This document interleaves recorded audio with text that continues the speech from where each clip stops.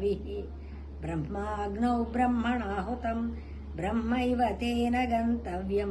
ब्रह्मकर्म समाधिना दैवमेवापरे यज्ञं योगिनः पर्युपासते ब्रह्माग्नावपरे यज्ञं यज्ञेनैवोपजुह्वति श्रोत्रादीनीन्द्रियाण्यन्ये संयमाग्निषु जुह्वति शब्दादीन् विषयानन्ये इन्द्रियाग्निषु जुह्वति सर्वाणीन्द्रियकर्माणि प्राणकर्माणि चापरे आत्मसंयमयोगाग्नौ जुह्वति ज्ञानदीपिते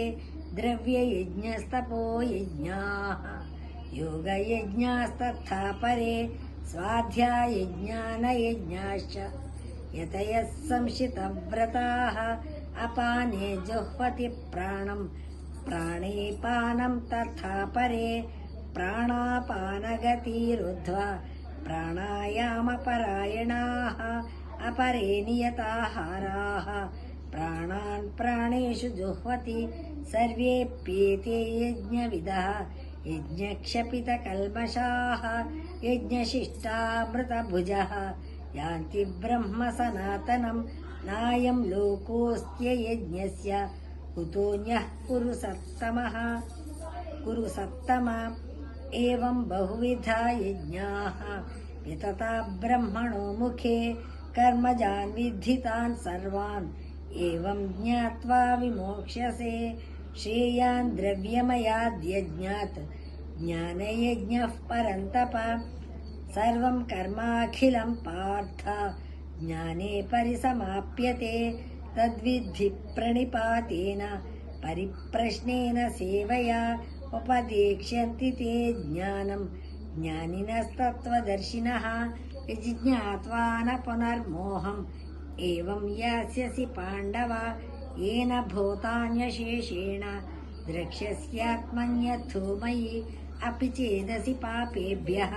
सर्वेभ्यः पापकृत्तमः सर्वं ज्ञानप्लवेनैव वृजिनं सन्तरिष्यसि यथैदांसि समिद्धोऽग्निः भस्मसात् कुरुतेऽर्जुन ज्ञानाग्निः सर्वकर्माणि भस्मसात् कुरुते तथा न हि ज्ञानेन सदृशं पवित्रमिह विद्यते तत्स्वयं योगसंसिद्धः कालेनात्मनि विन्दति श्रद्धावान् लभते ज्ञानं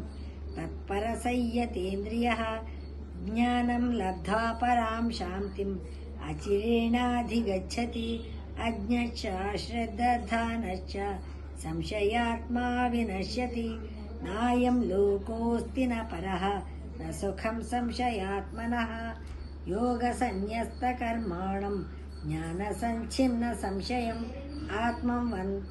आत्मवन्तन्न कर्माणि निबध्नन्ति धनञ्जय